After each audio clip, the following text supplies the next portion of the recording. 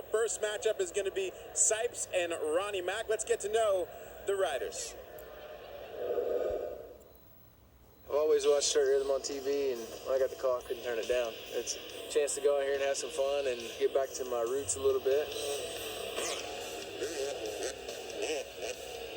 It's been almost 5 years since I rode on a Supercross track. It's been a long time since I rode a 250 two-stroke as well. So I've been doing the woods thing for a while, and that's my main focus. I got on the jumps just last week, and it doesn't go away, but I forgot how to do it for a minute there, and I'm finally getting it back.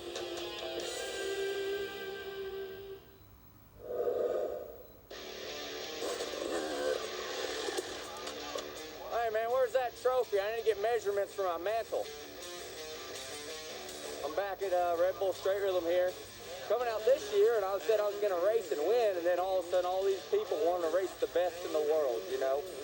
Brian Villapoto, he won a lot of championships, and he realizes that they were all just given to him. Yeah, I don't even know why we're out here. Honestly, we come out here every single year. Everybody always wants to say they're the best, and oh man, that guy's a hack, or he's too drunk to race. Don't let him race. And every year, I defy the odds.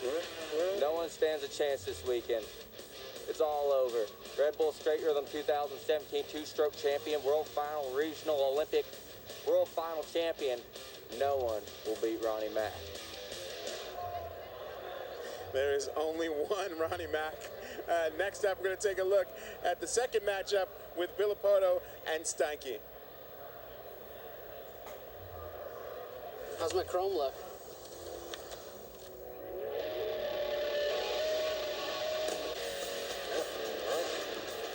The noise is unreal. I mean, the way these sound, this is an SR version, so it's a factory version, and there's not a better sound. I mean, I probably have the best sound in two-stroke out here. I think we look badass is how we look. Now, how's it going to perform on the track? I think that's going to come down to me being just perfect. So I never got to ride Supercross on a two-stroke or a KX250, so this is a whole different deal for me. But coming out here, you know, it's a version of Supercross. I know we're going straight, but all the jumps are the same. Man, you really got to give it the berries to jump some of this stuff. It's kind of all new territory for some of us, you know, or in a long time. Everything's four-stroke, so now they throw this wrench in the program, and all of us are up against Ronnie Mac. Dude, two-strokes, the ultimate thrill, the funnest thing to ride. You know, I started out riding two-strokes as amateur all the way up till I turned pro, then got on the four-stroke. You know, the four-stroke wasn't cutting it for me, you know, had to start a different lifestyle and move to the two-stroke, and it just took off from there. Yeah, I do feel like I'm the dark horse. Everyone's got their money on Villapoto, you know, one of those guys, and those dudes are badass. They're past champions in Supercross and motocross. Their skill level, I will say, is a little bit better than mine. But again, I'm the only one who currently still races a two-stroke. I do feel like I can win.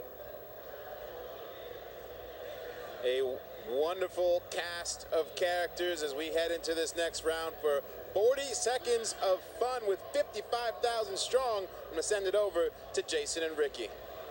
All right, thanks, Sal. And we're back with the two-strokes. I think this might be the crowd favorite class, and we've got a lot of those characters that Sal was talking about locked and loaded. Sipes against Ronnie Mac, Villapoto against Jared Stanky, and this is going to be awesome. I don't think you can really realistically pick any one of these guys as a favorite, because even with Villapoto's background, he's never done this type of thing on a two-stroke. He's never competed in this event before. Sipes was the fastest qualifier. Ronnie Mac, the ultimate wild card. Stanky does have the background racing a two-stroke weekly. This is really hard to call. I'm digging everybody. I love, as you said, I love that Sipes is making a comeback. I love that Mac is always here, always present. And Villapoto, the king, is returned. And Stanky is the guy that rides him all the time. And now Ronnie Mac with the whole shot. Wow, he's got to take down the fast qualifier, Sipes. But this guy is no joke. He's hilarious on social media, but he is serious here at the races. Sipes trying to get him back. Mac still with the lead. A little nose wheelie there coming in to the rhythm section. The style is unorthodox but effective. Sipes is running out of ground. Is there any place left where he can pull something off, or does Ronnie Mac have him covered? Listen to the crowd.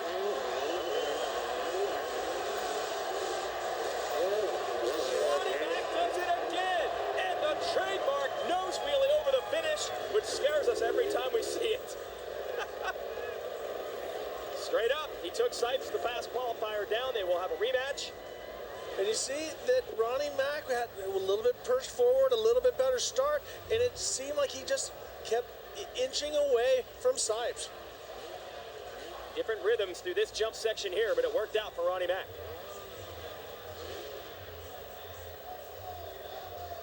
And let's talk about the riding gear on Ronnie Mack for a little bit. And here comes the finish. Now listen to the crowd. How he pulls that off. Yeah. And here's an update on Ryan Villapoto. Let's send it to Will. Well, guys, this is kind of interesting having just seen the race go down there and Ronnie Mack take a win, because before that race, I spoke to Ryan Villapoto and I said to him, ideally, who would you like to race against in the final? And he said, actually, the slowest bike. He said, it's probably going to be Sipes, but you know what? For the crowd, it'd be pretty fun if it was Ronnie Mack, and that might actually happen. That's right, Will. He might get his wish, but he's got to get to the finals himself. And Stank Dog, no slouch. So Ryan Villapoto against Jared Stanky. Stanky with a little bit of a roll and a great start. He comes off and actually with a slight advantage.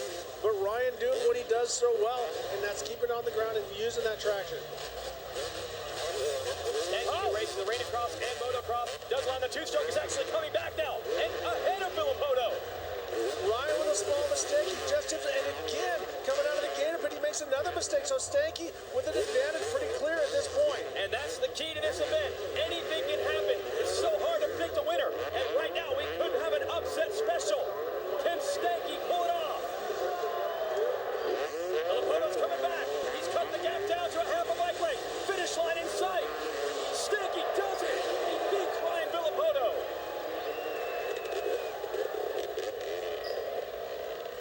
And this is the guy that lives in his van. He calls it the Stank Bus. Multi-time champion. That was the mistake. We saw Ryan Villapoto case that jump, and that's where he lost the advantage to Stanky. But right here, notice he comes up short again, doesn't get over the top, and that allows Stanky to get about a 3-bike length lead. But Ryan was quicker at the end. There's the mistake once again. You see Stanky gets an advantage, but Ryan came back, so he's going to be strong in the second round. Back up against the wall. Now Villapoto has proven himself to be one of the all-time best under pressure. But see if he can answer back. And here's the situation for Ryan Sipes, your fast qualifier. He has his back up against the wall because Ronnie Mack took him down in their first run. If Sipes loses again, he is eliminated. If Sipes wins, this will be a third race. Look at how low Ronnie Mack is on the start, and as he comes off, he gets a little bit more aggressive as he comes off. And so Ronnie Mack with the whole shot, and the guys have been saying they like the left lane. So he might have the better lane, and he has the shift whole shot. So Sipes is going to have to pull something out. The jumping rhythm, does it work out better? Sipes gets the quad and the lead. Awesome to hear these two strokes wound out here. Sipes the advantage. But Ronnie with a good run, a good scrub, gets a good run down through the speed whoops. Can he make something happen? Crowd comes to life, finish line in sight. We are going to round 3. So Sipes comes back to beat Ronnie Mack. And both two-stroke brackets go into the run of 3. Villapoto's got to try to stave off elimination against Stanky. Will we have 2 runs of 3? And watch Sipes on the right. He triples there and he quads this, and that was the advantage where once he broke away from Ronnie Mack, Ronnie wasn't able to make the ground back up. And Ronnie was the one that made up that ground early. So everybody's saying, from Ken Roxon to all these different guys, that you got to get that first section down, and that's been the difference. Yep, the better start for Mack did not pay off.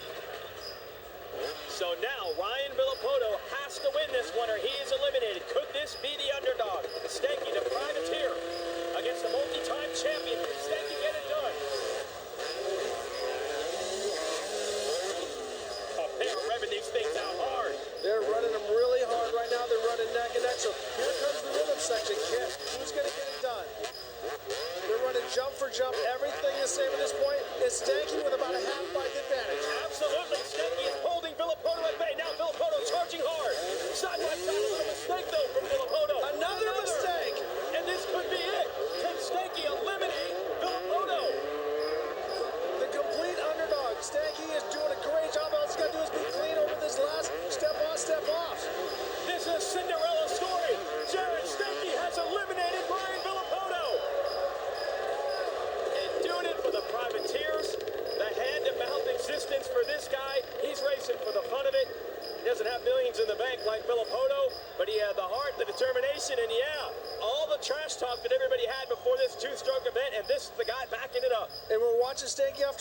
see that Ryan makes a small mistake here. He scrubs, and then he loses a little bit side to side. He doesn't cross over, but that was what cost him the race. And Stanky just kept it clean. Watch here, Ryan Villapoto in the black on the left. As he comes through, he cases a little bit, loses that forward drive, and as he comes over here, cases it again, loses drive, and that's where Stanky made the advantage.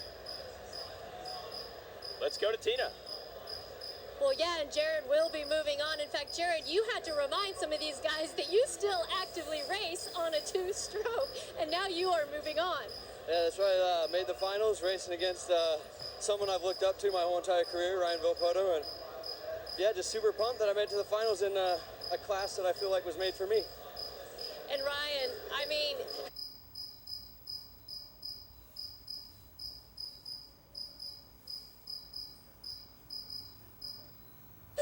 this is a tough course. What happened out there? Small mistake, both those runs. Stank was riding really good and just nailed his runs. And, for me, I was hoping to get to that next round, but it's all for fun. Red Bull put on a great event, and, we'll go back and we'll watch the best do what they do. And either way, guys, this two-stroke class has been super entertaining to watch.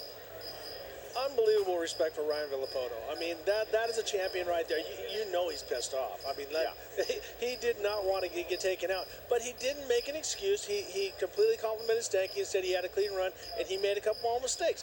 I have more respect for Ryan Villapoto now than I did when he won all the championships. And still smiling through that as well. He's having a good time out here. Well, he's a good actor at that point. Okay, because he's not happy. Yeah. Neither are either of these guys going to be. Whoever ends up losing, it is Sight against Ronnie Mack. Ronnie Mack with the hole shot. Got to have a good roll. This is the lane where Mack won before. So we can see both these guys. Sight's obviously a little bit cleaner, but Ronnie Mack with a different rhythm through this section. Well, clean is not the specialty of Mack, but aggression certainly is, and it's working. He's got the gap. He's got the lead on Sight. The winner of this one goes to the finals. And listen to the crowd. The crowd is going to go out bonkers if Ronnie Mack makes it to the main event. He's got it under control right now. He's got to stay error-free to this final section. The fans are loving it. And the run continues. Ronnie Mack is going to the finals in two-stroke. Wow. Well, now we know this guy's a gamer. Sipes had the fast qualifying time, but Mack beats him 2 out of 3 to go to the finals, and he's not going to let Sipes forget this one. This guy's crazy.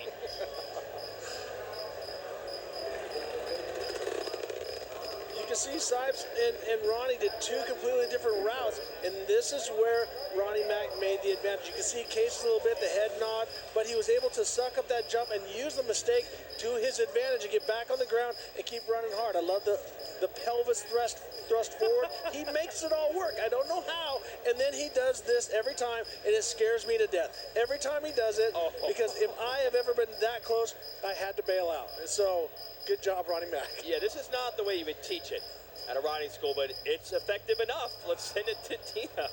It is effective enough. Ronnie, I mean, coming into this event, it was all smack talking from you, but you're backing it up. Well, I pulled out of that 250 race, the 4-stroke class, to focus on this and the after party we're having. But man, Stank Dog being the final, we were already going to win tonight anyways, either way. This race is built for guys like us. Short racing, we can show our true talent. All these other guys don't got talent. They just try to work and go to the gym and cycle in their spandex. And we go out there and we're just talented, God-given talent. That's why we're out here winning this one. And guys, it's going to be a fun one. Stanky and Ronnie Mack in that final. Wow. So the 2 low-budget guys, not the guys at multiple Supercross championships. I don't know what the budget is for Ronnie Mack. I'm shocked he even managed to get a van out here. I don't know what the guy even does for a living.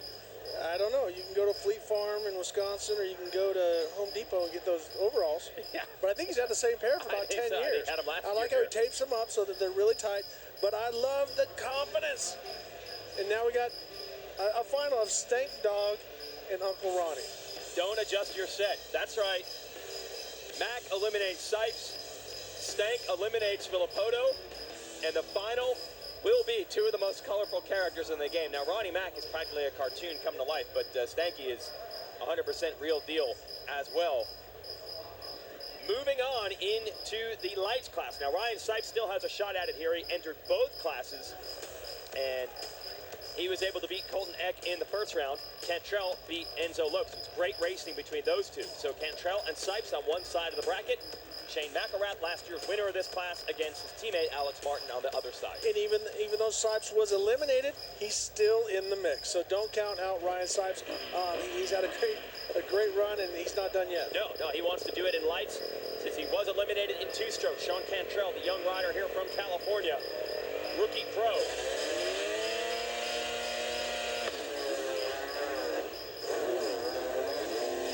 Just off the run against Ronnie Mack. Now he goes into it with Cantrell. And you can see Cantrell with a little bit of an advantage in the left lane.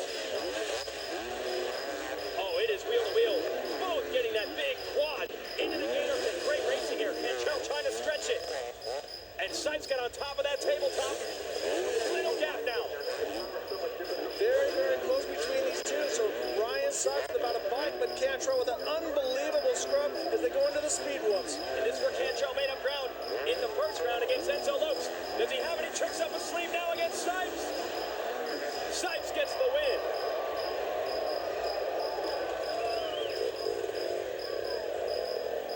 And Sipes, who makes his bones now as a woods racer, adapting quite quickly back into the Supercross game, which he has not done in several years, and it's effective. Then we see Cantrell in number 43 pushing really hard, trying to make it up, but Sipes was a little bit cleaner, and you saw there was no bumping knuckles, there was no thumbs up.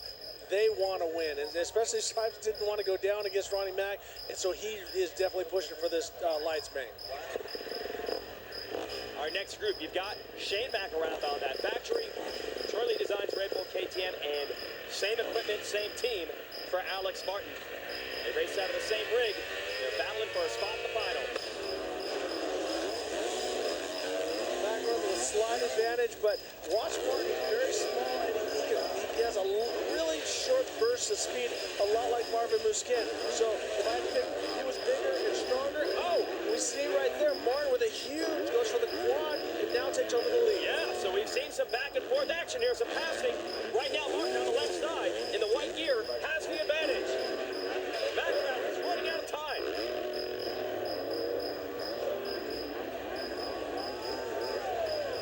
Here we go into the final 100-yard dash. Step on, step off, and it's gonna be Amar showing what he's capable of. Amar known as a real workhorse and a guy who gets stronger as the races go on, but he obviously has some sprint speed as well. And watch this, as he comes through here, they're in the small rhythm section, but he takes this shot, and where he triples, and then you see that Martin quadded it, and that was the difference. So I'm repeating myself as what everybody has said, from Ken to all the different riders, it's the short rhythm small rhythm section that makes the difference. Yeah, then you're in no man's land after that. McElrath was trying to figure out where he could make ground up. He couldn't find it. So Alex wins the first run between the teammates.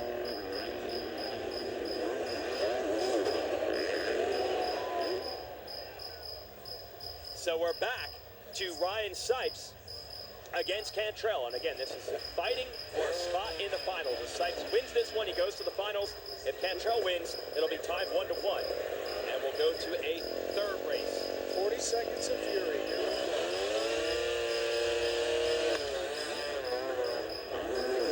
This is interesting because it is 2-stroke against 4. They're both 250cc engines. The 4-stroke, very controllable power. The 2-stroke, very explosive. Let's see which one works better. Oh, Sipes! And he doesn't give up. Sipes takes a hard hit, nose high, and just keeps charging, and is now starting to make a comeback on Cantrell. Yeah, he's not giving up at all. Cantrell's a little bit of an edge. Sipes inching his way back into it. A trip to the finals on the line here. One more set of jumps. And Cantrell's going to hold off Sipes, and we're going to a third race. Very competitive this year. In previous years, we have not had nearly this many 3-race runoffs. Watch Sipes Sipes, he's off. He can see that he's coming up short, but he absorbs. Here he does a seat bounce, nose high, doesn't get quite the bounce that he wants, but watch, he sucks it up. It doesn't even miss a lick. Sipes is a very strong rider. Oh, he's a Kentucky boy. He's as tough as they come. But polished was the performance of Sean Cantrell, and they're going to have to race again. Now we're back to McElrath and Alex Martin. Alex Martin is 1-0. Can he eliminate McElrath, who was last year's event winner? Now, McElrath was in this position last year, and he ratcheted up the intensity and went all the way into the finals and then won it. And I'm in the same spot as I have been every year. Every year I kind of go, it's the same thing. This year they don't have whoops and that. And I'm on the edge of my seat. My palms are sweating, and I can't wait to see, because you love racing. You know, you hear the Kentucky Derby. It's not that they go that fast. It's because they win by a nose. And that's what we're seeing here. And every little bit, you can see every small mistake. Oh, yeah, McElrath told us earlier. Absolutely, he gets just as nervous on the starting line for this one as any other type of race he will do. And he has to be extra nervous now because he's in a must-win situation. Alex Martin in the white gear, McElrath in the blue. Alex Martin with a double clutch on the start. He lost the advantage, but he seems to be making up a little bit of ground. McElrath right now has it. Oh, they get those wheels back on the ground, full power. It's looking like some of what the riders are saying, that the left lane's a little bit quicker because the guys seem to be going a little bit higher in the right lane, and Martin seems to be working a lot harder on that side. Here we go. Final 100-yard dash. Advantage to McElrath. Trying to stave off elimination. Not going to happen. McElrath gets it. And another three-race bracket here. And these guys get along very well with teammates. It's fun for them. You can see that McElrath has a slight advantage, but watch how hard Martin has to work with the body forward and back, as he has to lock up the back brake to try to get the nose down. So a lot more physical activity out of the right lane out of Martin than we see in McElrath. Very smooth, very calm, and very smooth. Martin was almost there, but down the stretch, McElrath was actually able to pull back away here and goes on to take the win. It'll be very fun to watch these two match up one more time. Let's go to Will with an update. Yeah, thanks, guys. Well, I just spoke to Ryan Sipes and asked him, is fatigue playing a factor here when he came up short and took that hit? He said, no, he's okay after that. It's not really about being tired. He's just struggling with that left side, which is very interesting considering that all the other riders have actually been preferring the left side of the track. Well, that's good then. That means in this battle, each rider's where they want. So no excuses. Cantrell against Sipes. Winner goes to the finals. This is where they say in car racing, checkers are records. There is no second place, and as Paulo Crease said to Rocky, there is no tomorrow. It's all right now. 40 seconds, we'll see who goes to the main. Cantrell a better start. He's got that shift pole shot over Sipes. Here's the section where Sipes struggled on the other lane. Can he get it clean now? There's the triple. Cantrell a little more dynamic, a little more, I'm going to say, a little more new school, a little more youth, but Ryan Sipes just been running every race. Oh, he caged it. That's pretty much going to take it away, so Cantrell just needs to be smooth. Yes, a couple other mistakes. Cantrell has maybe not been spectacular, but he has been precise. And he is going to the finals. Yeah, and he's excited about this. Cantrell's so young, so new to this. He has not raced professional supercross yet, so he's gaining a lot of knowledge and confidence as well. You can see this scrub a little bit more dynamic out of the 43 out of Cantrell, but here we're seeing Sipes on our vision, his left lane. He comes up a little bit short. It's not at this point, but right now everything's going really smooth, but then it comes up a little bit short. But Cantrell, very dynamic, definitely a superstar in the future. Big Div was an important one to him. Those fist pumps show you the emotion, and he is with Tina. Yeah, and Sean, you're moving on into the finals, but so far, how competitive has this race been? I mean, we've already seen so many races go to 3, including yours. Man, this is crazy. I mean, you don't want it to go to 3, but it's definitely exciting for everybody. Your heart rate's already going when you're on the line, but it's this is cool. The track's really good right now. I feel like it's kind of favoring the right side, so we're gonna keep it between just us, but I'm gonna try to stay on the right side. How mistake-free do you need to be out here? Oh, the first rhythm. I'm trying to go 4-4 out. I kind of picked up on 4, 3, 2, kind of in the canyon or wherever. But everywhere else is just stay on the ground and get the wheel driving. And man, whoever wins this, I get to race, I guess. So I don't know. We will be ready. Yeah, there you guys go. He's moving on to the finals. I love confidence in a young racer. So who am I racing? I don't care. I'll be Bring ready. it on. I'll be ready. If he's here, I'm going to beat him. And Cantrell, new to this, has never competed in this event before and hasn't raced the Pro Supercross yet, but he's certainly showing he has some skills. So here we go. The teammates, they're 1-1. They've each beaten each other one time. Whoever wins this race goes to the finals. Whoever loses is eliminated. It's Shane McElrath and Alex Martin.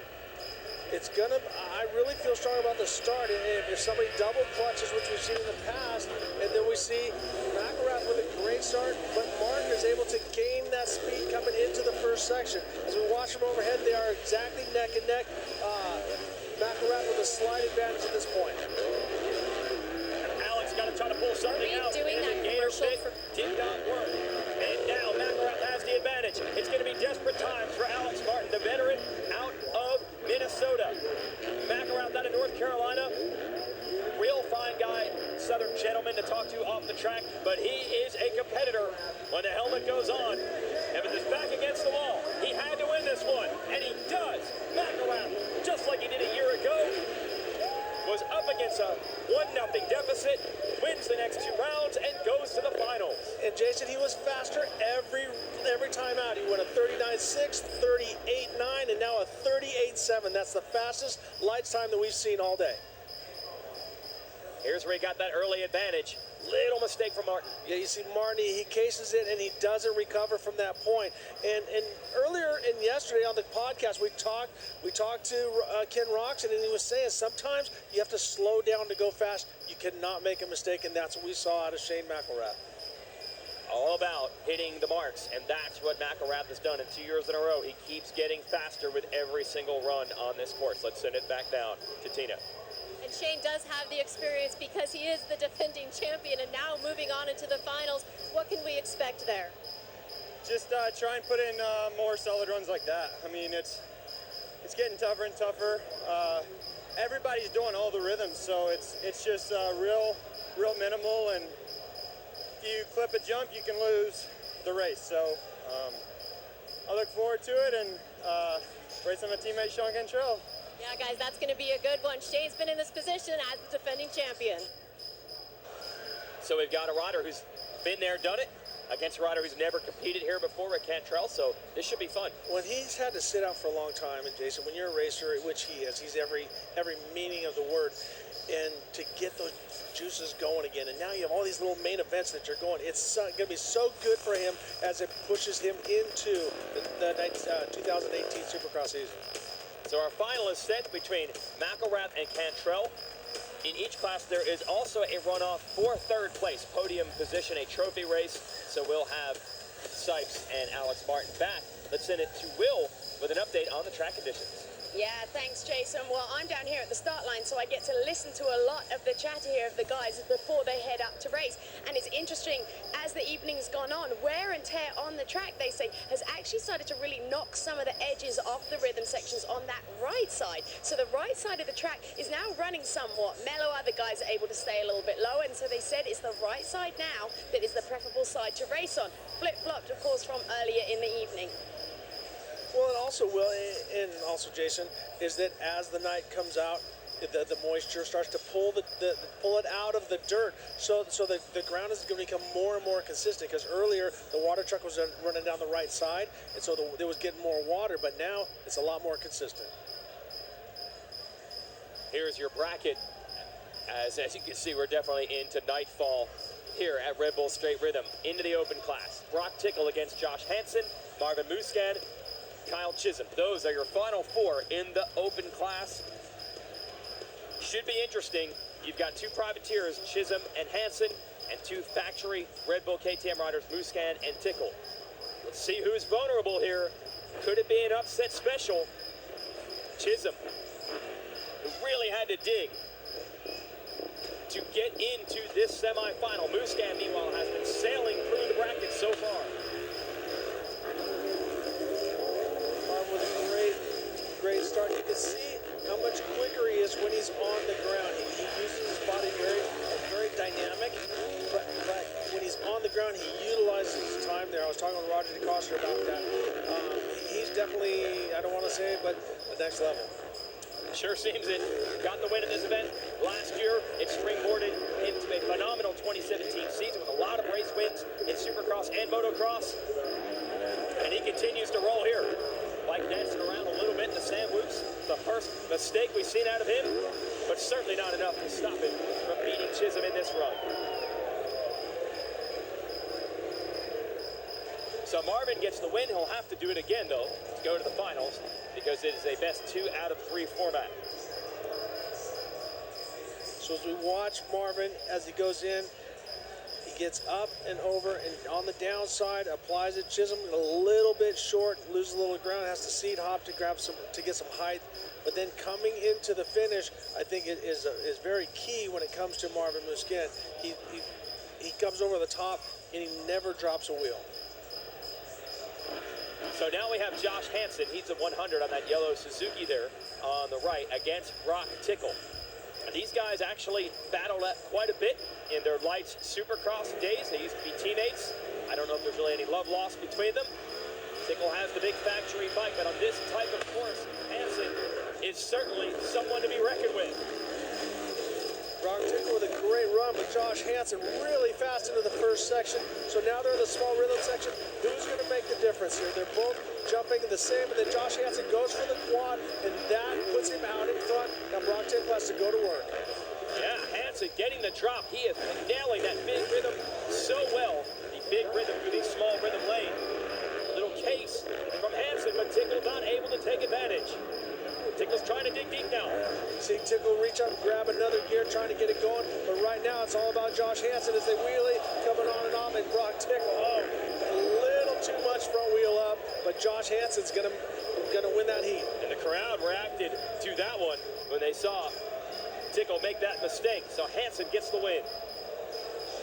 Watching Brock Tickle on the right now. Here they come into this quad, and you can see how they, right here, Josh Hansen goes for the quad instead of the triple, and then as we watch this coming in, Tickle will make a mistake, and that's going to be the difference between the run. As they're coming in, watch Tickle. As he wheelies, he almost loops out, and he gets a hold of it, but great save, and that's because he's so athletic and strong. So, big things we're going to see out of Brock Tickle this year in Supercross. Yeah, he's still learning this new KTM and the team.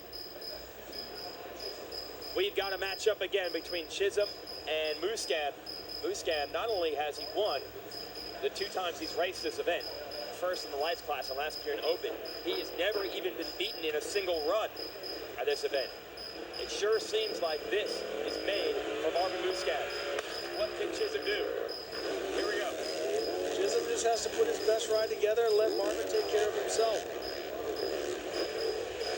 But the problem is when you give Marvin Muscan a lot of track, he just blisters it and he goes so fast. I noticed, pay attention to his body positioning as he comes over the jumps, and then he gets down really low, and he gets high when he needs to be high. So not just thinking about being very static on the bike, he's moving around quite a bit, using those angles forward and back to stay high or low, whatever he needs. Unbelievable ride here by Muscan, who's really stretched it over Chisholm, and he's got the checkered flag in sight. Marvin Muscan is going to the finals for the 2nd straight year. This Frenchman, he is ever in the zone. Everything he competes on, things just continue to roll his way. And for as aggressive as he is, you do not see many mistakes. You can see how much more sideways Marvin is than Kyle, but here stays up. They want to get the timing right, get right on the downside, and then go for that big quad, and that makes a difference right here. As he jumps, stays high, doesn't get super high, but he lands and cleans it up right into the gator pit. And here is the finish line. Big celebration for the very friendly Frenchman. And now he is down trackside with Tina.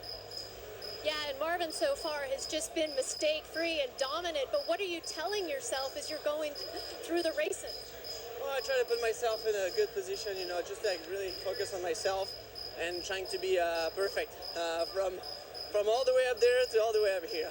It's a lot of fun. Thanks for the fans for showing up. It's really exciting to be here. Now the pressure is on for the final. How is that pressure? You said it's there, but how much does that weigh on you right now? Yeah, I mean, this year it's pretty close between the riders, so we'll see. We'll find out who's going to be in the final against me. Yeah, guys, and he's still got the smile on his face. Yeah, he's so nervous. Yeah. He's like, now the pressure's on. We go into the final with a giant smile on his face, but he's been here before. He was here, he's in the pressure cooker a week ago, had to go 3 races in a row and to win that $1 million in the Monster Cup. So he is now in the final. Who will join Marvin Muscan in the finals? Will it be Josh Hansen? If he wins this run, he's in. Tickle needs to win 2 straight to try to eliminate Hansen. Tickle on the orange 20, Hansen on the yellow 100. Small advantage to Hansen early. Tickle comes back. Tickle's got to nail this section. This has been the advantage for Hansen, and Tickle makes a mistake. Tickle overjumped that. Actually, underjumped the quad, and that's going to hand it over to Josh Hansen. So here we see the underdog, the black, the black horse, I think you want to call him. Yeah. But Josh Hansen comes here for real, and you cannot mess around. No, on this type of track, Josh Hansen is in his element. There are legendary stories of him during the week at the Supercross test tracks and the type of skills he has, and he's showing them all here. He's going to join Marvin Muscan in the finals, and he's capable of winning it. Now keep an eye on Brock Tickle on the left side. Everything going good at this point as he comes through. Actually overjumps, underjumps, and comes up, and then that's what took all the advantage away from him. So he actually overjumped a little bit, and now we take another look at it as he comes through. Here, downside, everything nice and clean. He overjumps, he lands right down the face, and then that stops him. He comes up short, and then it looks like he stalled the bike. Wow. Tough break for Brock Tickle, but I'm glad that he's safe. And Josh Hansen is going to the finals. Tina? Yeah, and Josh Hansen is going to the finals, and you seem to take just such a different approach than all of the other riders. How confident do you feel on this track at this point? I feel good. I think my bike's really good. I think show suspension helps me out a lot, and I feel good about this. I mean, between Nut Up and Lunar Pages and Shift Fox, it's a cool opportunity to be here, and Red Bull to throw it on. So like I said, I want to win. Yeah, you want to win, and it's going to be tough. You're going up against Marvin. So what can we expect with that? It's going to be an all-out race. There you guys go. All-out race. Man of few words. That's classic Hanny style. That guy, everyone says that their heart rate goes up on the line. I would need to see the monitor to believe it with Hansen. That guy is super relaxed.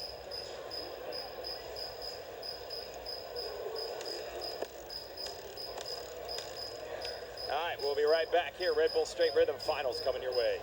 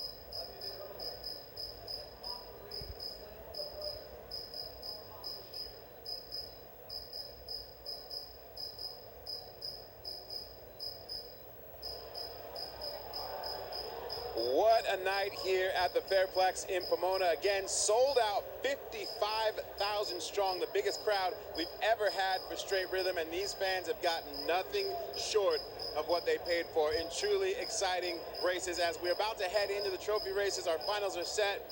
Ken Roxon, Ronnie Mack, once again looking like he can be that guy. What has he shown you? Ronnie looks phenomenal out there. I mean, he has been aggressive. He's been mistake-free. He's in the finals. It's going to be a good final race between Ronnie Mack and Stank Dog.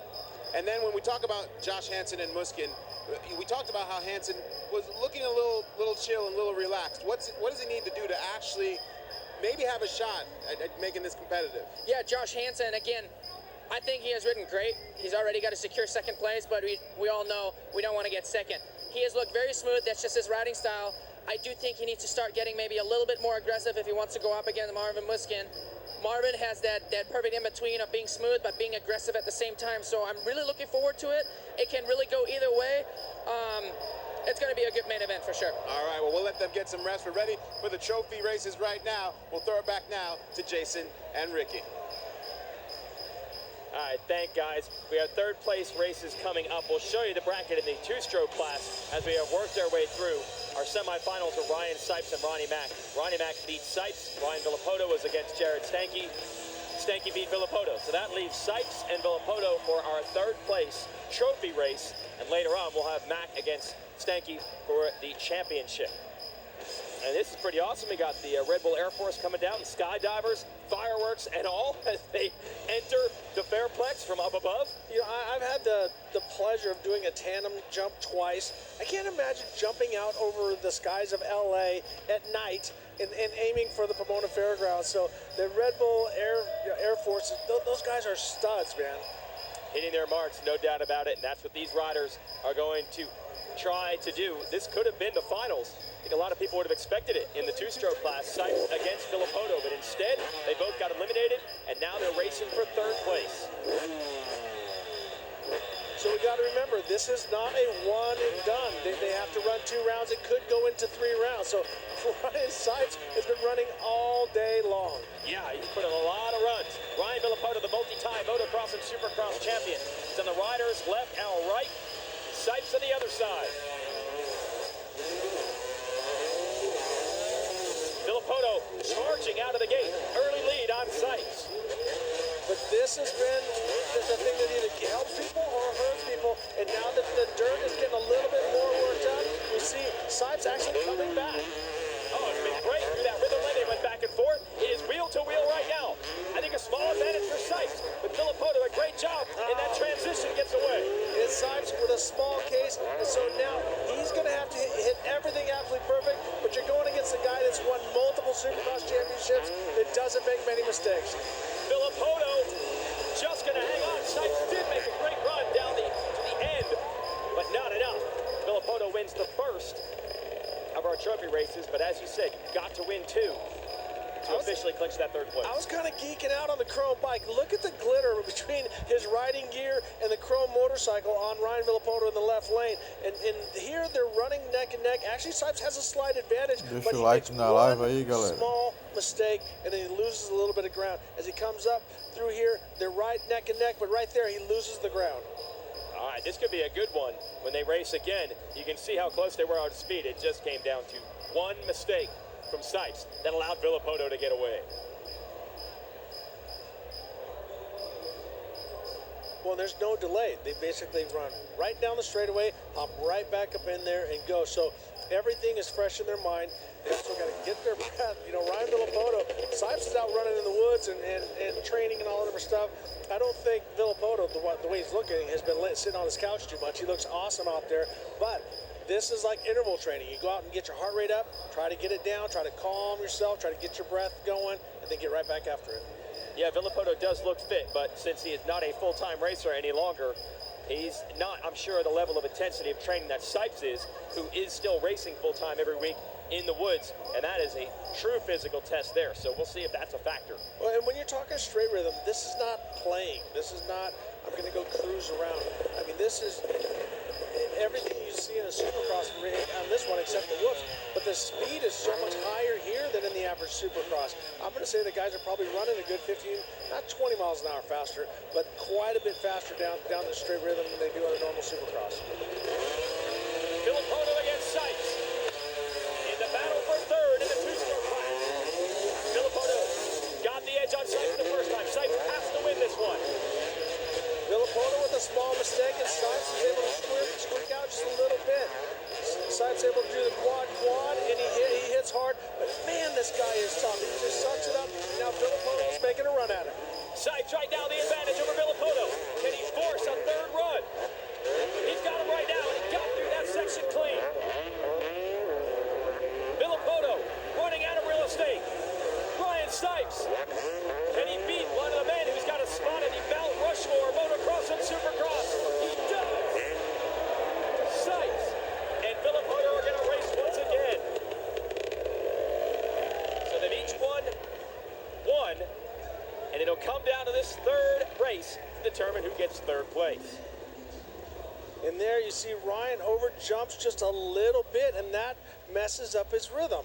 And it's just kind of, it's kind of a cliche right now. It's talking about all the rhythm and stuff like that, but that's what you need. You need to be absolutely spot on, and Ryan made a small mistake, and that bit him, even though he was faster at the end. But you see Sipes coming into here with a slight advantage, but both riders still very, very closely matched.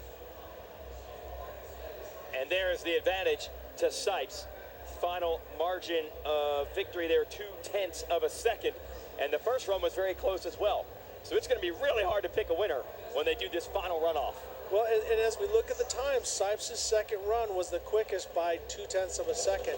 So if he can put a run together like that, best run to best run, he's been the fastest between the two.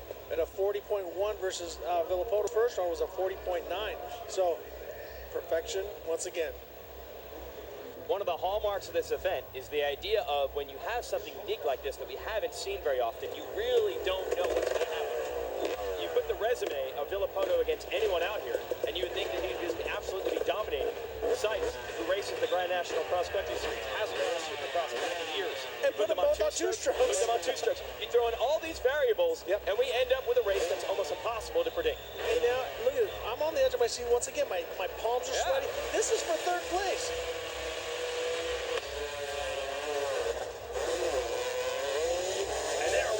Charging out of the box this time, almost dead even. Sipes and Filippono on the two, the pro, the white 264 Sipes. Who's got the better rhythm?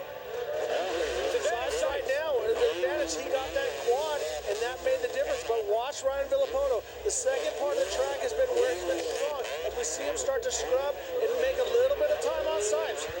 Filippono's one bike leg back. Let's see if he can make it happen.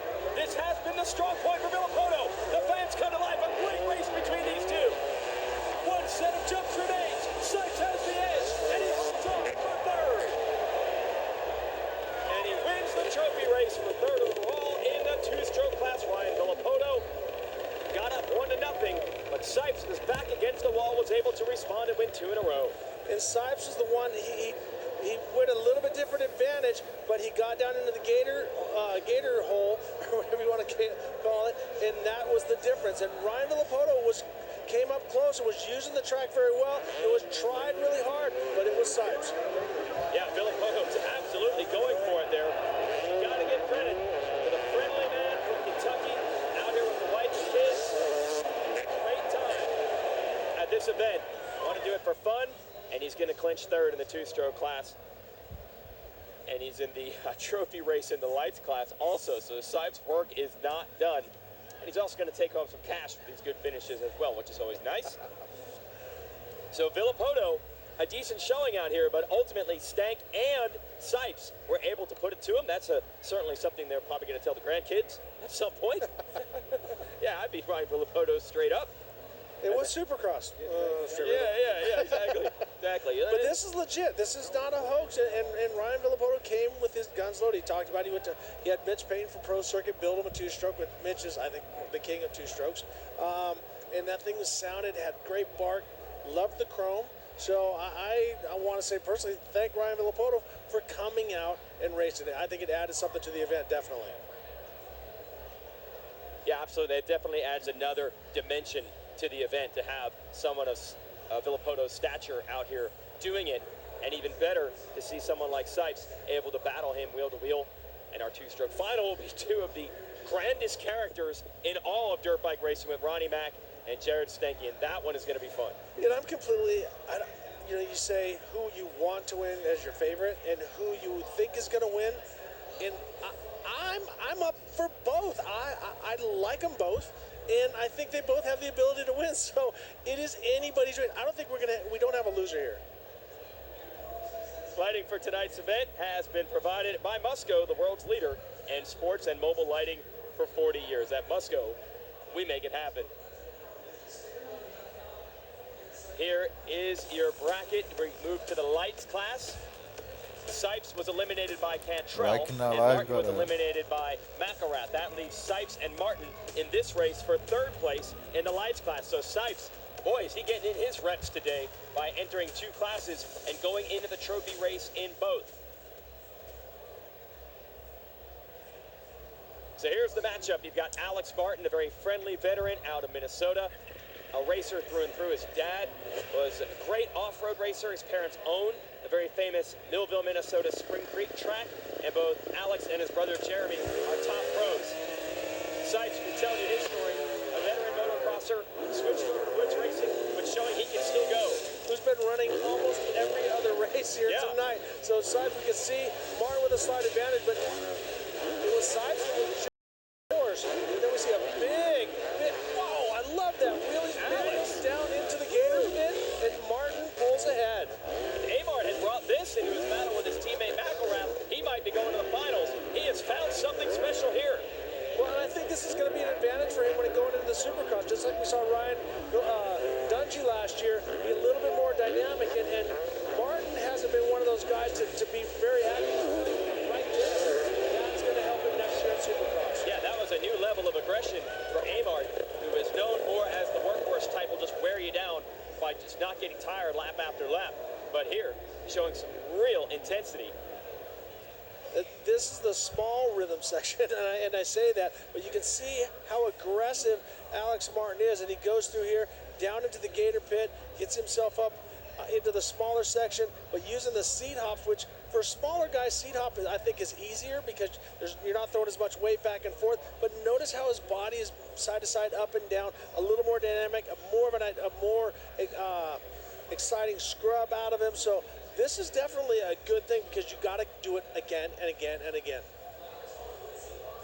And they will run again because it is the best 2 out of 3. So Sipes has one more opportunity to try to come back, beat Alex Martin, and if he does, he would force a third race between the two of them. I wonder if Sipes getting a little bit tired at this point. As you said, it feels like he's in almost every race out here. Yeah, and as far as like tomorrow tired, but it's explosive every time, just a hard hit. So he's going to feel it definitely tomorrow, but I got to give it to this guy. He hasn't been in Supercross for years, racing in the woods, comes back here, doesn't miss a mark. Look at this, Ronnie Mack studying the statistics. Oh yeah, I don't know how much of that he's able to actually read or take in. I don't think he's much for the book learning, but he's watching something. On. Yeah. Exactly. Got his beer goggles on, so Rich Taylor hooking him up, keeping Ronnie in the blue ribbon. He might have the beer goggles on in more ways than one. As he said, he and Stank Dog have already won because nobody has more fun at the races than those two. And one of them will win in the two-stroke class. All right, so we have set it up again. The runoff in lights. Sipes on the white 264. Battling out with Alex Martin. With a slight advantage into the small rhythm section, but this is where they jump so far. So here they go into it, and there Martin goes to quad, and Sipes does the triple, and that makes the difference. Martin continuing to ratchet up the pace here with each run. The fans are saluting this. Looking at a third place for Alex Martin. And he's into the final 100-yard dash. Sipes has run out of time. He certainly got a lot of time in on this course. It's been a great weekend for him, but Alex Martin is going to take third in the lights division on the Troy Designs Red Bull KTM. And Martin definitely found something at the end. And he's probably kicking himself going, man, if I would have done that in the other heats, I would be in the main event. But this is a great event, and both of these guys should hold their heads up because they did awesome jobs. So it'll be a 1-2-3 for the Troy Lee Designs KTM team. The question is, what will be the order? Martin is third, and it's his teammates Cantrell and McElrath in the finals. And a good experience, I'm sure, for A-Mart out here. Like you said, that might pay off down the road. I bet Sipes is just like, whew, can I relax now? Yes. I've been doing this, seems like I've been doing this for days. And think about it, you're going into a fist fight, and the adrenaline hits you, and you're going again and again and again. And there's no time to rest. I mean, you basically get 40 seconds of, riding back up the next way and get right back in line. So this main event is going to be intense. We've got them locked and loaded for a trophy race in the open class. You've got Kyle Chisholm, the very friendly and likable privateer from Florida on the red 11, and Brock Tickle, who has just gotten the ride of a lifetime. He is the replacement. Ryan Dungey, the multi-time Supercross and Motocross champion, has retired. Tickle has inherited his spot on the factory Red Bull KTM team. Now, Tickle admitted, even talking to him yesterday, this event does not play to his strengths. He's known as a grinder, a guy who gets stronger as the races go on. He's going to learn a lot here. Guess what? If you want to fill the shoes of Ryan Dungey, everything has to be your area. So this is where this will help him in when it comes to the next year, is that he's got to get more dynamic and faster in these rhythm sections. Chisholm keeping him honest right now. Look at this. Chisholm coming back.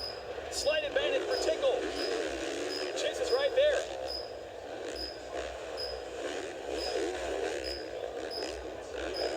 Into the center of the track.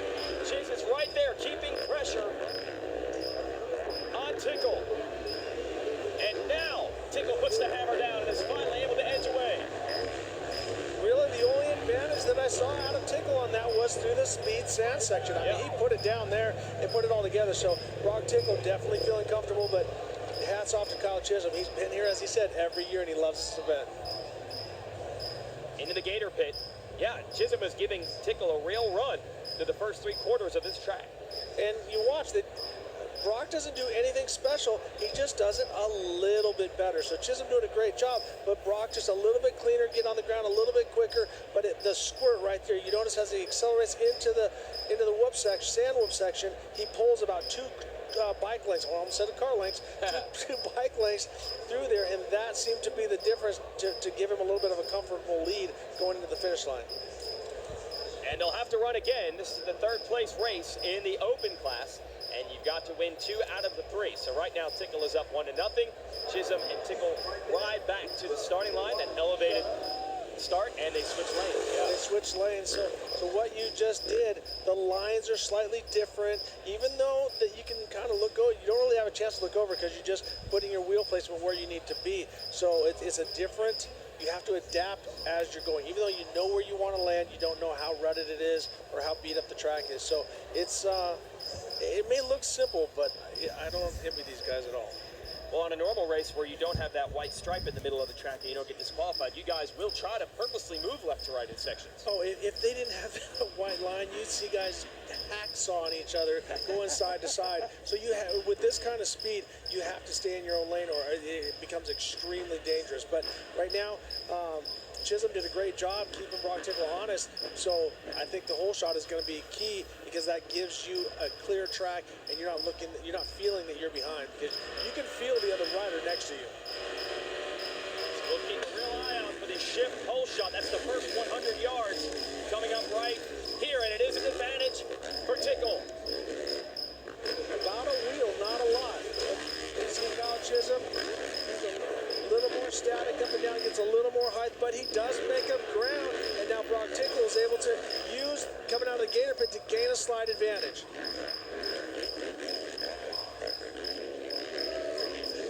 Here it is, Tickle in the center of the track, into the sand. Not quite as clean as he was the last time, so Chisholm is closer. Chisholm is keeping him close. Here we go, finish line inside it. Has clinched 3rd in the open class tonight at Red Bull Street Rhythm. Great job by both riders. Hold your head high, guys. They both did a good job. And a little redundant. As I've said, and my partner always says, he hates it when I say I'm redundant, but Brock Tickle, so much more dynamic with his body, even charging that finish line, jumping right to the face and not showing it any respect. So you learn how to squeak tenths of a second out of all these different sections. So straight rhythm definitely helping these riders out. Well, the joke he used to have with Tickle is the cheese pizza, which is great. Put some toppings on that. Put some spice on that. He did it here. But now watch how hard he comes to the finish and jumps. He comes all the way right to the face. So great job by Brock Tickle, just not leaving anything down. All right, let's get some more analysis. Let's go back to Sal and Ken Roxon. Thank you, guys. Like you, we are very excited for what is about to take place here in these finals, Ken. And as we look to the three classes, let's start with the open and the difference in the riding styles between Hansen and Muskin, and just what Hansen might be able to do to make up some ground. Yeah, Josh, he has been very precise, you can say. He is very smooth on the bike, where Marvin, on the other hand, he has been very aggressive, yet very minimal mistakes. You can see Marvin right here against Chisholm, and he has hardly made a mistake. He's hitting his marks, but so has Josh. So I for sure think it will be a very interesting final round here. And then when we go into the lights, we talk about the rookie in Cantrell and McElrath, the vet. What does Cantrell need to do? Yeah, Cantrell, he has the fire in his stomach. He is a rookie. I think he's doing this event for the first time. But he has been super smooth today too, but so has McElrath. So again, we'll have another exciting main event that can be very, very close.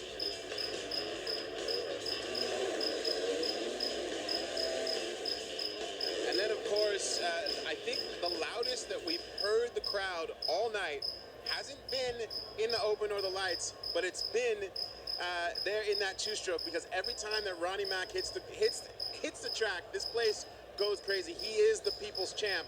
What'll it mean if he wins? As we see, like, he's taking this casually. Uncle Ronnie, he's been on point tonight. Let me tell you, all this talk, and up until now, he's been backing it up. And like you said, the crowd is going absolutely nuts when he crosses the finish line. He has looked on point tonight. Really happy. I am personally really happy with how he's been riding. But on the other hand, we also got Stank Dog. He has been on point. We will have another great main event going on. And yeah, both of those guys have been on fire. Yeah, he was signing some autographs for the fans earlier to keep himself cool. It is going to be exciting here in this final round, and we're excited to hear you guys call as we throw it back to the boys in the booth. Jason?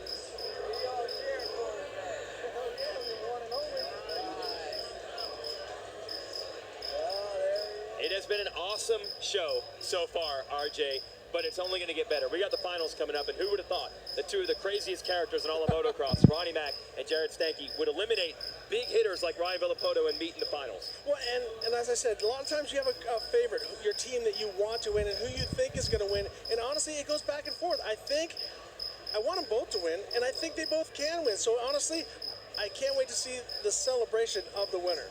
Yeah, it's going to be wild, but can you pick a favorite between the two of them who you think would come out on top in two-stroke? I think Stanky's looking a little bit better, a little smoother, but every time I say that, Uncle Ronnie seems to pull it out. He does that squiddy style with the back arch like a traffic cop, and then he wheelies on the downside. He makes up time, so I'm gonna go with Uncle Ronnie. All right, I'm right there with you, and I'm gonna pick McElrath to go back-to-back into lights and open class. What are you thinking there? Well, I'm thinking McElrath was faster. He had a couple tenths quicker than the other riders, and he's getting quicker. As you said, last year went faster and faster every time, and I think McElrath is the guy. But Marvin is on point, and as we heard in the past, we got to make sure that it's more aggression out of Josh Hansen. All right, we're really excited though about this two-stroke final. Will, what are you thinking with Ronnie Mac up against Jared Stanky? Well, honestly, Jason, hearing you guys talk, I was like, that doesn't seem like the obvious choice, but I get to actually hang out with these guys here in between races, and I'm going to go with Ronnie Mac too. And I did get to ask him, I said, Ronnie, what are your chances of winning this race? And he puts it at about 69%. So I'm going to go with those odds. I'm going to go with Ronnie. Oh, all right, we'll just say that that's more than 50%. There we go. Just leave it there. Okay. He's himself with a slight advantage. He's not lacking in confidence. We know that the mental game is very important. He's got that part figured out. Tina, What's happening down there? Well, so you guys are all going for Ronnie Mac, Okay. so I'm gonna mix it up a little bit. All right. And here's why. I'm gonna go for Jared Stanky because on his Instagram he really called out Uncle Ronnie and did. Ryan Villapoto, and he said, "Hey, you guys, you forgot that I'm the only rider on the entry list that actively races a two-stroke." So he's been pretty quiet, you know, throughout the race, and he's been putting it together. So I'm going for Jared Stanky. Not a bad pick, no doubt about it. This guy's the one that actually races these things. We see the Ronnie Mac fans going crazy. They've gotten exactly what they wanted. This guy is quite a character off the track, but he is a serious contender on it. And to have these two, what dynamic personalities of Stank and Ronnie Mac. That's really what the two-stroke class is all about. It's a run what you brung type thing. It's a newer bike for Stanky because KTM still makes two-strokes and updates them every couple of years. Ronnie Mac is on a 1998 Honda. The bike is nearly 20 years old. But the way Red Bull Straight Rhythm works, that doesn't really mean anything. Either one of these guys and either one of these machines are capable of getting it done. This is it, the two-stroke final. Stank Dog against Ronnie Mac. Stank with a slight advantage on the start, but watch Ronnie. He uses that straight back to help get more traction as he gets a slight advantage coming in, but Stank Dog working it back. It's still anybody's race. Oh no, Ronnie Mac! Ronnie Mac goes down and down hard. Oh no! And he has jacked himself up. I hope he's okay. Luckily, he landed on a flat part of the course and not in the face of a jump. And Stank clearly heard that there is not another bike running, so he has backed his pace down. What I didn't like was Ronnie Mac's left knee got hyperextended underneath the handlebar, and he was stuck in there, and you could see him wincing with pain and stuff like that. So I ain't going to take anything away from Stank Dog. He did a great job, but let's see what happened to Ronnie Mac. Oh, he's back up. He is one tough hombre, no doubt about it. If you see any of his videos, he's crashed way worse than that, practically on purpose. And huge round of applause, and he's back up on the bike. Jeez, man. Well, and a hit like that hurts because the gravel, you can see his right. Look how bent that bike is. I can't even tell what was crash damage. The thing wasn't perfect, certainly, to start. Taking another look as they come through, they're pretty much pretty much even. But as he comes down, he gets a little bit short there, throws the foot off the peg, and then now throws him right into the next one, and he goes down. It's not a hard hit, but watch the left knee as it gets extended there. So. He's going to have some blood on his arms and stuff when this is over, but we're taking another look at it. There's the DJI drone shot. Yep. Yeah. And it was the case that then his foot came off the peg, and that's what lost it for him. But this is straight rhythm, so it doesn't matter how much you lose by, but we see him walking off. So I don't know if his bike is broken or not. Yeah, will he return for a runoff, or has Stank, Jared Stanky, won the two-stroke championship? He's going to the ambulance, and okay, well, he's actually drinking water. That's not something we often see him do. Keep an eye on his left foot as he comes down through here. His foot comes off, and then it throws him up and over the bars, and he goes down pretty hard. Doesn't seem to hit his head real hard, but it does. You can see a little bit of pain and also the hyperextension on his left knee. I guarantee you that won't stop him from having a good time tonight. The fans are going to be flooding his pit area. But is that the end of Ronnie Mac's dream run? Well, they're driving him back to the starting line, so are they looking at his bike? Because it looked like he bent his front brake. Not that you're using much front brake here except on the start, but he is heading back towards the start. So he's giving the people the rock and roll quotes, and he's wanting to come back. Well, guy's definitely tough. We'll give him that. Jared Stanky's wondering now what the situation is. We got a little drama here at Red Bull Straight Rhythm. Is it victory and advantage to Stank or not? Take us through it again. Watch the left foot. Watch as he comes off the step, and when he hits right here, everything's looking good at this point, but then boom, right there, the left foot comes off, throws him up and over the bars. He can't hold on to the bike. He's not balanced, then down he goes. That could have been a lot worse. Let's go to Tina, trying to make some sense out of everything that's happening. Tina, what do we got? Well, so I'm standing next to the sports director, Eric Perenard, and he told me basically for rules, if a person falls, if one of the racers falls, it's just like Stanky won that one race. So if Ronnie Mac gets back on his bike. He's okay, the bike's okay. That's how it is. It's just like Stanky won that one race, and they can continue racing. So if Ronnie Mac wins race number 2, it could go to 3. So basically, we're getting word now that Ronnie Mac wants a little bit of time, but now he still wants to race. So, guys, we could see another matchup between those two. All right, it's 1-0, but it might not necessarily be over. And one of the mechanics there from Ronnie Mac's crew from the woods of Oklahoma, straightening that bike out the old-fashioned way. Will. Guys, I'm here with Ronnie right now. Ronnie, you were full of confidence there before that, and then we saw that incident. Talk us through what happened. How are you feeling now? Are you going to get back out there? Like I said before, we had a 69% chance of winning that one, and you know what? We just flopped over on the other side, and that's what happens. It's a wild horse I'm riding out there. It's 1998 fire-breathing CR. Sometimes she just spits you off. And how did you manage to survive a crash like that? You seem like you just walked away as if it was nothing. I've been drinking a lot of Paps today. That probably helped.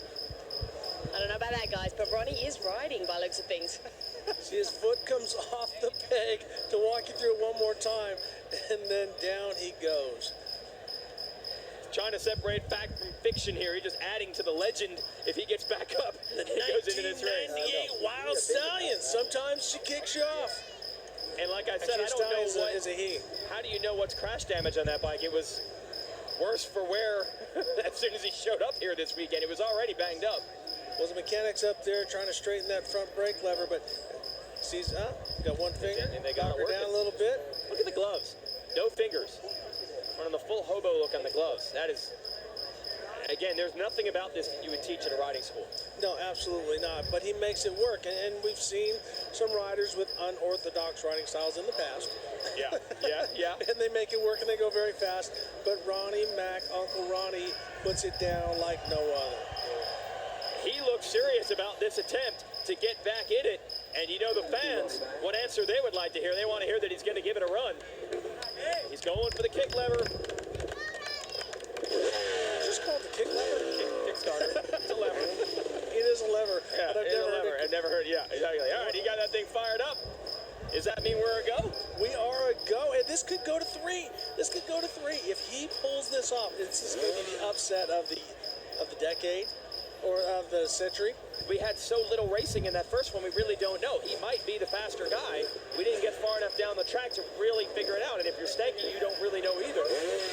Because the race for the win in that particular round was over quickly. Ronnie Mac has done it. He's pulled back in the starting gate, and he's going to give it a shot. Listen to the crowd. They are so behind this. This is awesome. These people are pumped. A legend. Well, it's real now. This is not just YouTube. This is an Instagram. He's racing, and he's going for the win. Ronnie with a slight advantage over Stanky. He has the shift hole shot. If anything, the crash only loosened him up and fired him up. He's got the lead. Unbelievable. But Stanky's no slouch. He's coming back. A wheelie by Ronnie Mac. That's what I'm saying. He's able to put that traction to the ground and make it work. So Stanky with a great job at this point, but he's got to stay motivated because there we see Ronnie Mac lose it a little bit, but can he put it down when it comes to the sand speed section? Here we go, wide open. Stanky going for the win in the pink gear. The distinctive overall look of Ronnie Mac is the dream run over. Can he get him back? Stanky's gonna take the win. He is your champion of two-stroke. Ronnie Mac gave it everything he had to come back from that crash and make a race of it. Was awesome. And the fans, they got everything they wanted to see. With these two guys, I guess you could call them two-stroke specialists, coming out on top. Yeah. Right here at this point, Ronnie Mac in the left lane, see number 69, 69% chance of winning. And then here's Stanky as he jumps into the gator pit, slight advantage. But look at how Ronnie Mac is able to put the traction down. So great job by both of these guys.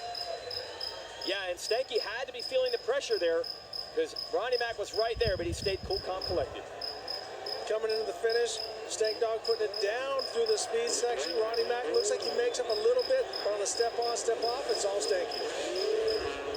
And for as much fun as Ronnie Mac has off the track, Stank, no slouch either. He's going to celebrate this victory. You know he's pumped up. No. Oh, there it is. The bike's already destroyed. What difference does it make? And he's not really acknowledging, oh, okay, he is going to show. Look at this. Actual sportsmanship from Ronnie Mac. I'm shocked. Stank does ride a two-stroke all the time, so I think that's why he's a fan. Tina, let's sort this out. Yeah, well, the winner is Jared Stanky, but I'd say both of you guys won it away. I mean, he came back from that crash, and then you just continued to be consistent. How would you sum up the fun, how much fun you had in that race? Not even just the race, the whole event. This is an awesome event. Red Bull put on a great event. First time here, 10 grand to win, so I had to do it. You know, I'm the two-stroke guy, and I was expected to win, I believe, other than Villopoto and Reed. But I'm the two-stroke guy. Ronnie Mac's got the fans, and what a better combination to have Ronnie Mac and Stank Dog in the final. It was a great matchup. The two-stroke class, I mean, it brought so many big names out. Like you said, Ryan Villopoto, Chad Reed, but you were claiming it early on. Yeah, yesterday in practice, I took off a few times next to Villopoto, and he was pulling me a little bit, you know, and I'm like, I got to pick it up. I got to pick it up. Sure enough, picked it up and got the W. Yeah, you got the W and the win. Congratulations.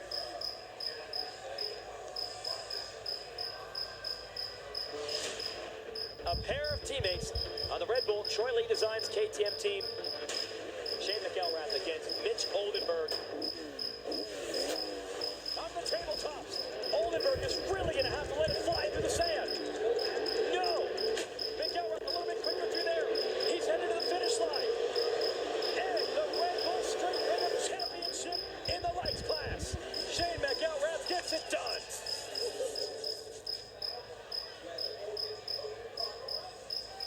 That was 1 year ago. Shane McElrath getting the victory, and his back was against the wall earlier in the bracket last year, and he found speed, he found intensity, did the same thing here. Now he's going to the finals against his young teammate, Sean Cantrell. What are your picks for the lights class? Cantrell seems to be very enthusiastic, very young and very aggressive, but McElrath seems to get faster and faster as the races go on, so I think these latter rounds are going to go in his advantage, but don't take anything away from that young lion. I think we could go to 3 rounds. Wouldn't be surprised at all. Will has been patrolling the starting line area all night. Will, what do you think is coming up here in the lights class? Well, guys, it's tough to bet against Shane McElrath. Hasn't really given his success here last year. But I'm thinking more from the pressure aspect. He's got all the expectation on him. And, of course, Cantrell really has absolutely nothing to lose. So in this one, I'm going to go with the underdog.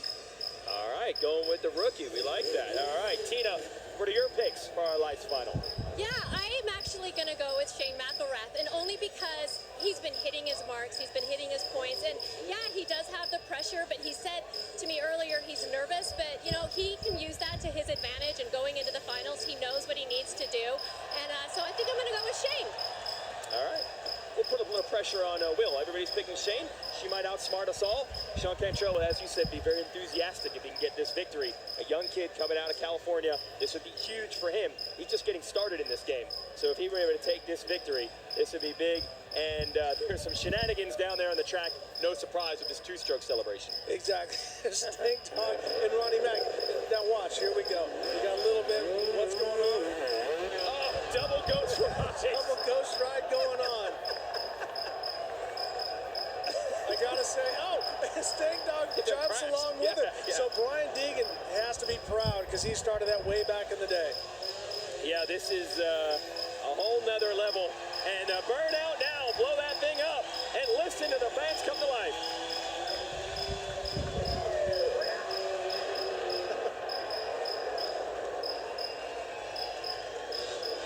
Let the PBR flow.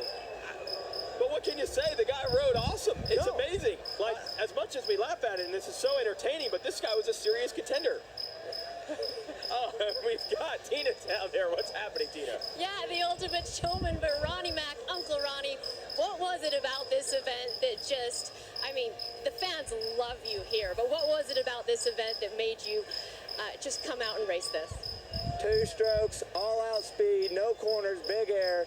What more can you ask for in an event? This is Ronnie Mac's event. These people here, they're going nuts. They love it. They're out here having a good time, celebrating 2-stroke life. That's what it's all about. You know, it's a shame I didn't win, but I knew the only thing that could have taken me down was my own motorcycle. Like I said, this is like taming a wild horse. It's the fastest, but every now and then she'll jump up and bite you if you don't watch out. And that's what happened. So I got to give it to the old girl. She got me out there, but sometimes the bike will get you. Well, and guys, I've been down here in the crowd, and they absolutely love Uncle Ronnie.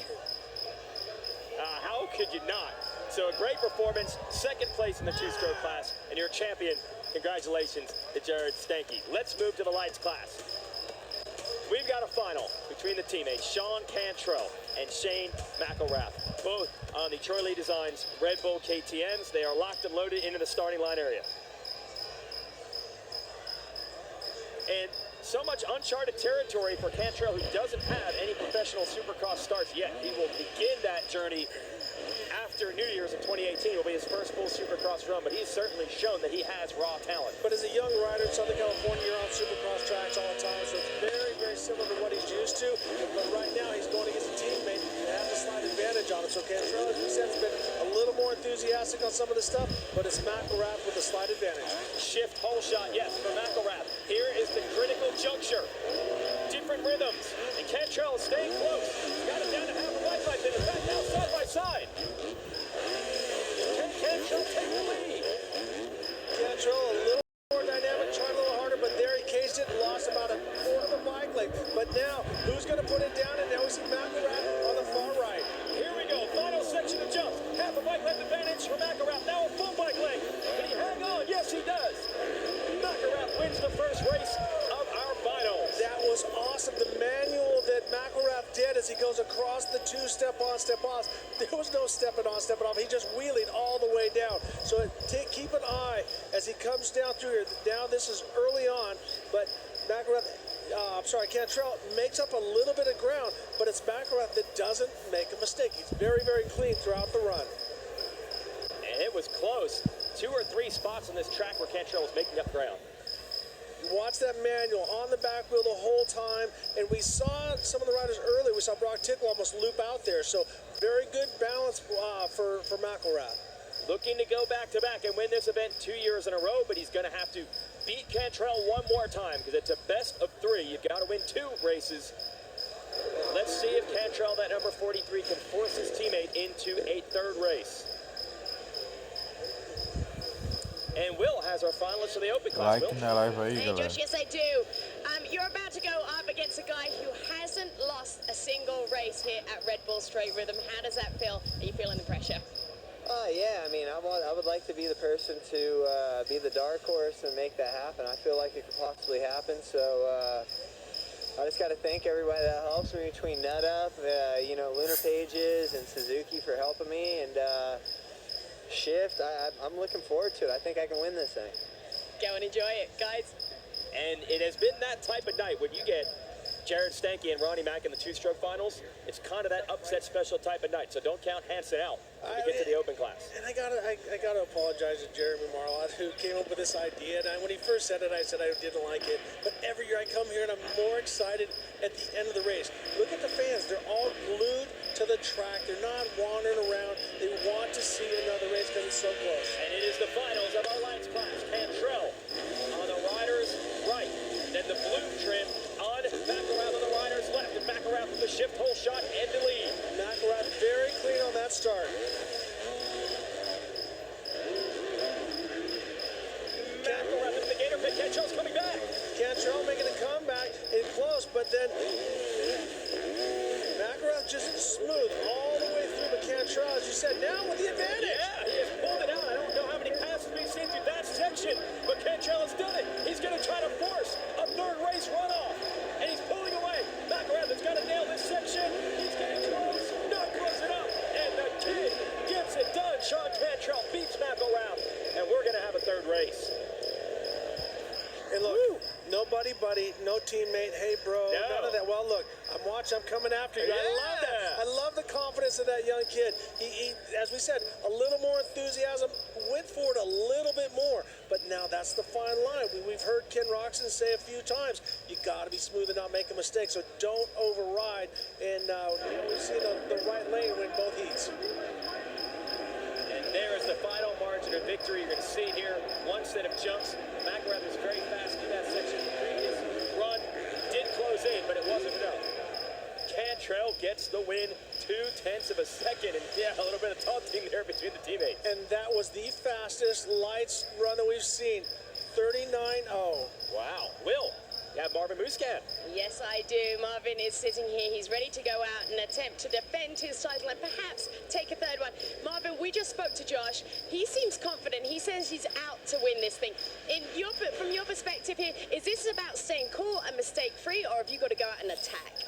No, for sure, like you said, staying cool and then be mistake-free. I just be smooth and try to, the best run. And I know Josh is a great rider, and I mean, we're going straight, and the rhythm has to be perfect, and it's really short, so we never know. Thanks so much, Marvin. Guys, he seems confident.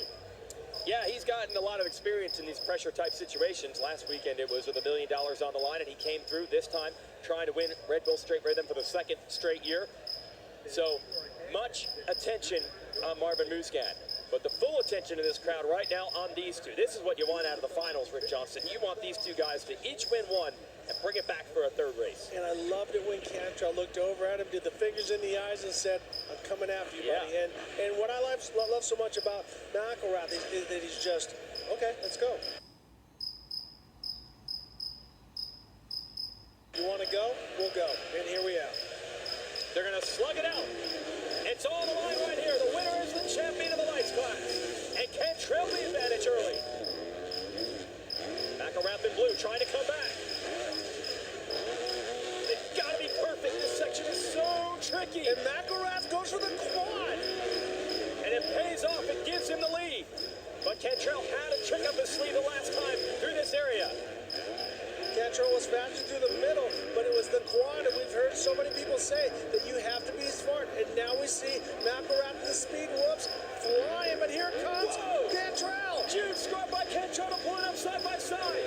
Checkered flag in sight. McElrath for the second year in a row is your lights champion at Red Bull Straight Rhythm. And what a run he had to take from his teammate. Cantrell gave him everything he had. Okay, watch McElrath on the left. He goes for the quad, and you see Cantrell on the inside only do the triple. That was the difference, but Cantrell works so hard, and he scrubs really hard and a lot more enthusiasm and aggression. It gets close, but doesn't get it done.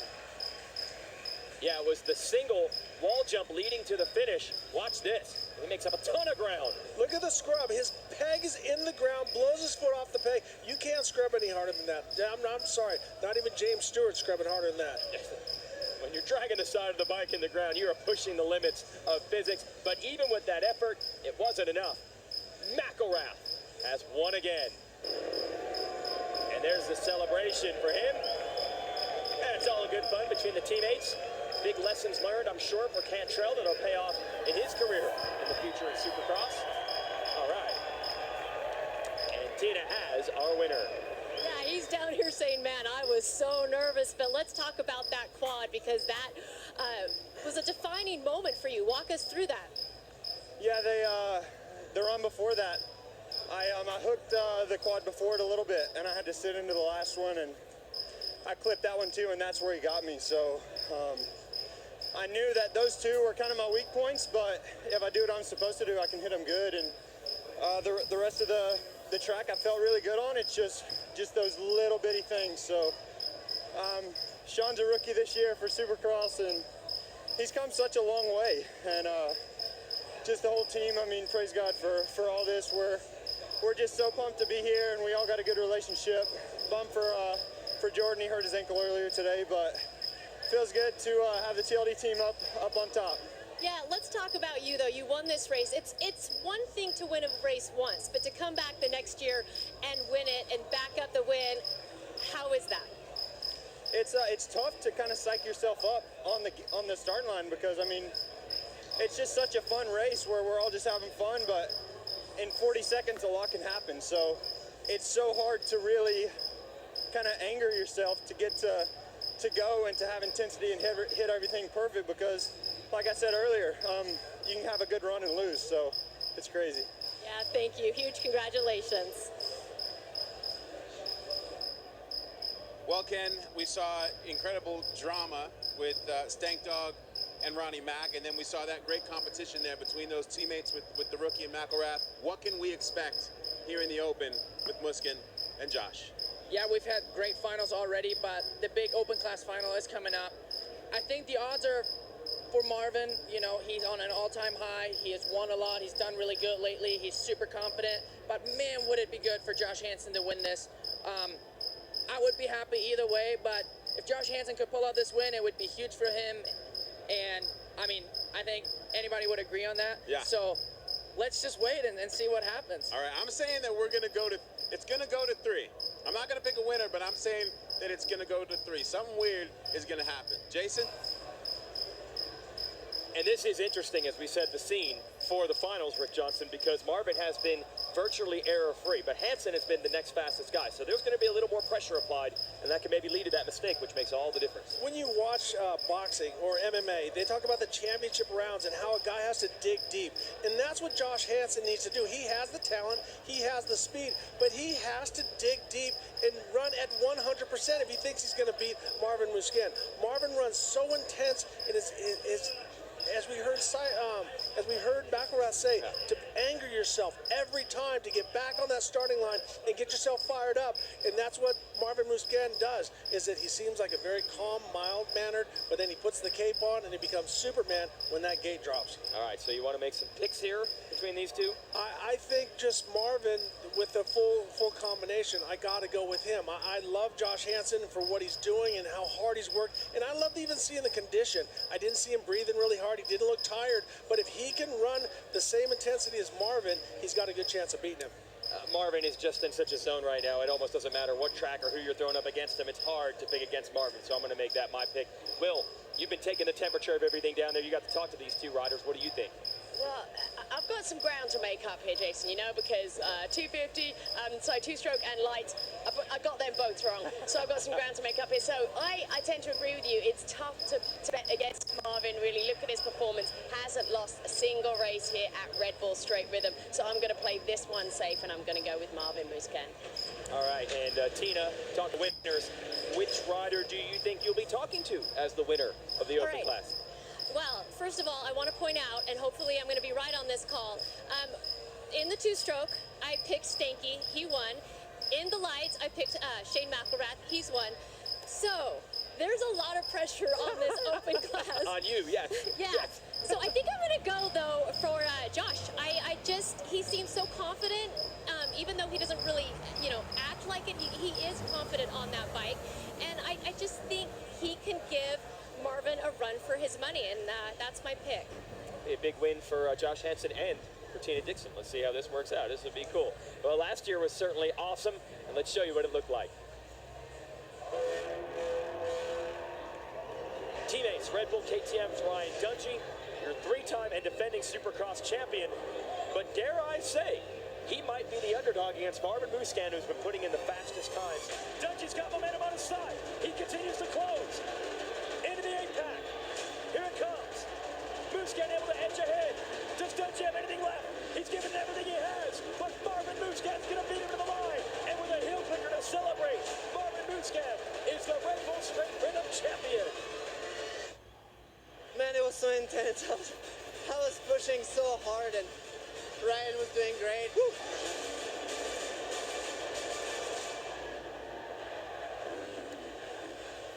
Can he do it again? And you might say, well, last year he had to beat Ryan Dungey. Now he's only got to beat Josh Hansen. Hansen beat Dungey in a run here last year. Hansen and Dungey were very close on speed when they faced off at this event before. Hansen is capable.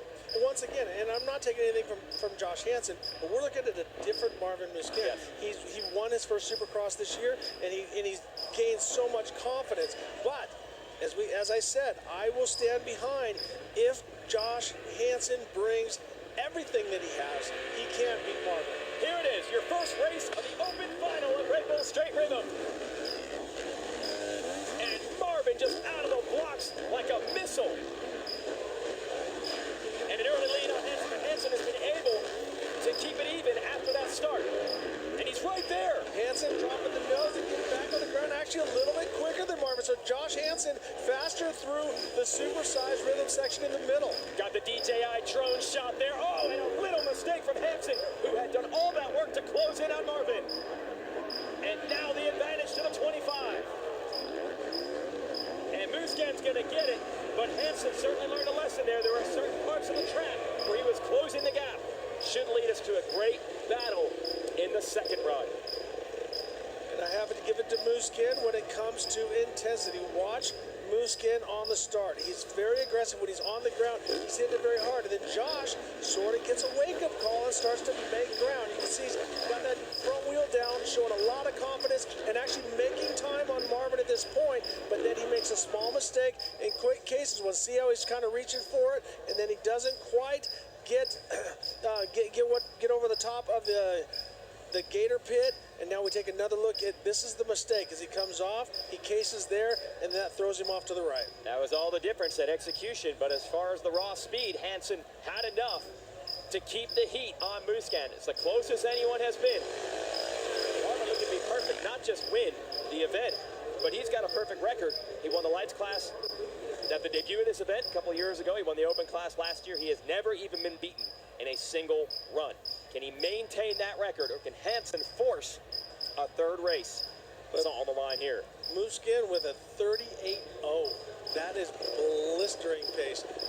And actually, he had one a little bit quicker before, but that right there is matching the best speeds. There's KTM brass, Roger DeCoster on the right, Ian Harrison on the left. Those two call the shots over there for that team, develop the motorcycles, having a good time. That is the dynamic duo, and I had the pleasure to work for Roger at Honda when he was working with Dave Arnold, so I had a very similar dynamic of those two. So when you're dealing right now, you're looking at the upper echelon and what people are trying to be like when it comes to being team managers and running a flawless team. But could the privateer Hansen on the Suzuki upset Marvin Mooskin here? He has to win this, or Mooskin is once again your champion of Red Bull Straight Rhythm. Hansen, second-generation rider. He raced against his dad, the multi-time champion in his own right, always known for the great style and talent. Will it be enough to stop the buzzsaw that is Marvin Mooskin? A much better start, a lot more aggression out of Josh Hansen at the beginning. So he's actually ahead of Marvin at this point, so it is not over. And this small rhythm section has been Hansen's specialty. Let's see if he can make it work. No, this time, Mooskin has the advantage through there. And the DJI drone cam here showing you the roost. And getting roosted and taking it right in the face. But still keep going. But Marvin not making one mistake at this point. No, Hansen's run has been nearly perfect, yet still Mooskin able to edge away. He can now see it. A second straight victory in his sights. Marvin Mooskin wins again. And his patented heel clicker to celebrate. And he's been doing a lot of those lately because there have been a lot of celebrations. Marvin Mooskin has gone next level. Hansen, he did what you said he needed to do. He brought everything he had in that one. Yeah, and he needs to hold his chin up. As you watch both of them, very, very close, but it was Marvin that was able to just, the time on the ground is where Marvin made the time. I don't think Josh could have jumped any faster or any better, but when Marvin was on the ground, he would see right there, he would pull a bike length, pull a half a bike length. All these little times on the ground is what helped him out. And here's Marvin's trademark finish line celebration, the heel clicker. That was kind of a pioneering move in the freestyle revolution back in the 90s. He's brought it all the way back. We know tonight with the two-stroke celebrations, fans always like a little nod to the past. And Marvin Mooskin in the present is becoming an unbeatable force, and Tina has him. Yeah, well, a huge congratulations to Marvin yet again. You just did it, and you did it so consistently. But there were times where Josh was keeping you close, but how did you get it done? Yeah, I knew Josh was pretty fast. I mean, he's such a technical rider. I scrubbed it way too much at one time. I mean, my bike was completely sideways, and I thought it was going to go wrong, but managed to put it off. And yeah, I mean, there's some sections where you're like, man, I want to go faster, but obviously it's hard, and you have your competitor right next to you. You can feel him. But at the end, I had a decent gap, so I could breathe before the finish, actually. It was not super tight, so it was good. But congrats to all the guys, all the riders. Thanks to Red Bull for such a cool event. And once again, I'm really happy to be the winner. Well, huge congratulations. What another great performance by you, Marvin. Wow, what an incredible night. And you said it earlier, it would have to be mistake-free racing for Josh. But overall, your thoughts tonight? Overall, obviously, Red Bull gave us this great event. I have a I had a lot of fun out here. The racing was great. I sure wish I would have been out there, but you know, it was still fun watching. I mean, I'm around the corner anyway, so I really enjoyed my time up here with you guys today. And yeah, Marvin, obviously, he won it again, back to back. Yeah. Congrats to him. Josh rode really well. And honestly, Josh was mistake-free. And Marvin, though, too, plus just a little bit faster. But Marvin really hit his marks all day today. So that ultimately is what got him the championship here tonight. Well, perhaps you can be the man next year that can put a dent in the fact that Marvin Muskin has never lost a race. Next year, same time, same place, except you'll be down there. Correct. I'll be right there. All right. Thanks for watching, guys. The Red Bull Signature Series puts straight rhythm in the spotlight on December 30th on NBC. And next